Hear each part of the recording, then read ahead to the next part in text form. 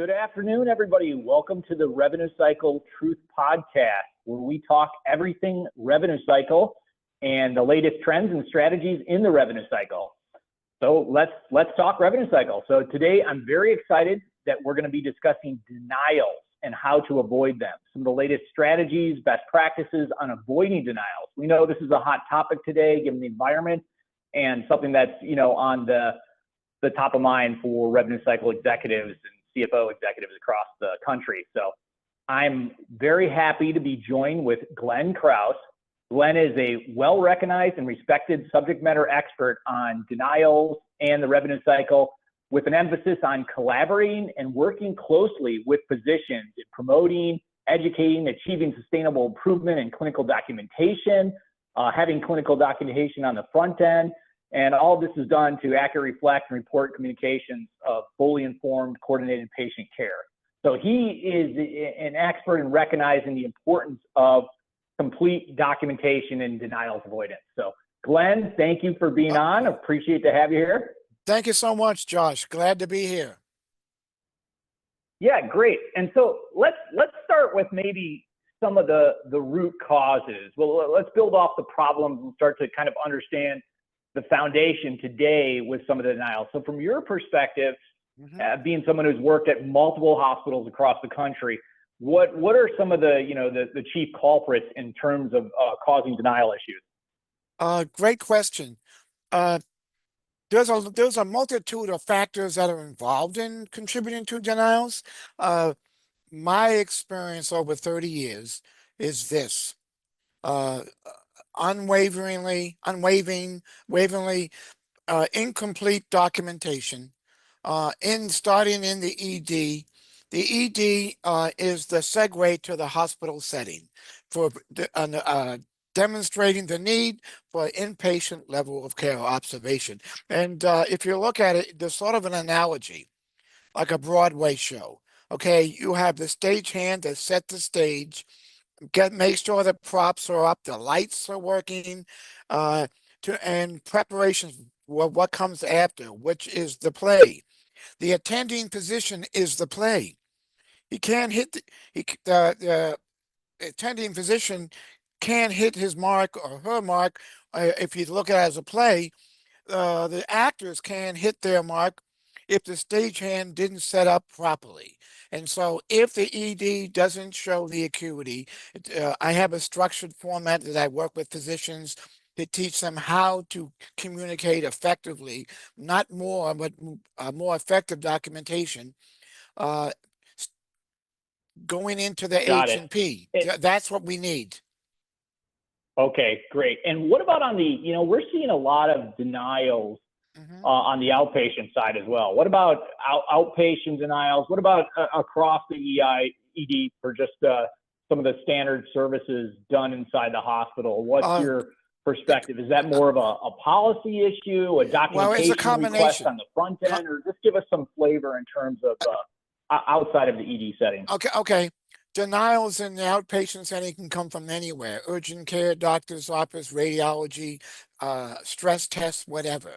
And the limiting factor is a diagnosis covered by Medicare, is a diagnosis covered by commercial payers and managed Medicare. So that's one.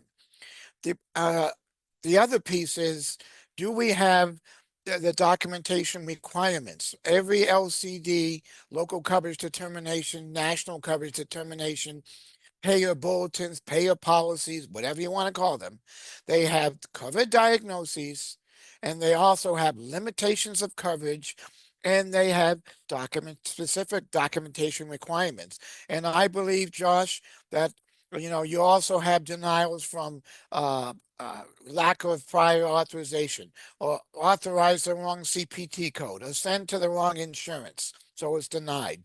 But the reality is, if you don't have solid documentation to establish medical necessity for the service that's provided and or ordered, we're going to continue to get denials. And when I say, just quickly here, solid documentation means, okay, do I have a previous history of present illness, and do I have a covered diagnosis, and do I have specific requirements that the payer requires for coverage? And a lot of people get honed, I guess, uh, honed in on, do I have a covered diagnosis to be a benefit?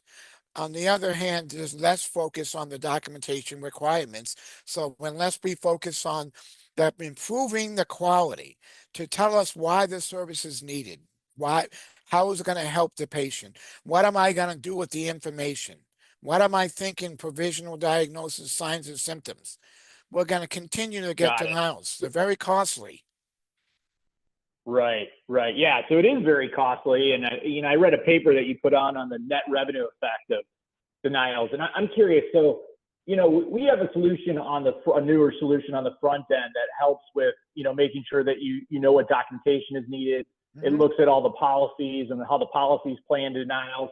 But your specialization is kind of is also on the front end, but more in terms of the training, right? So do you have any tips or tricks, or not tricks, but tips that you can give to our audience on how to help facilitate that train, or any tips Oh, related to absolutely. training as it relates to physician training or denials or anything at all? Okay, great question.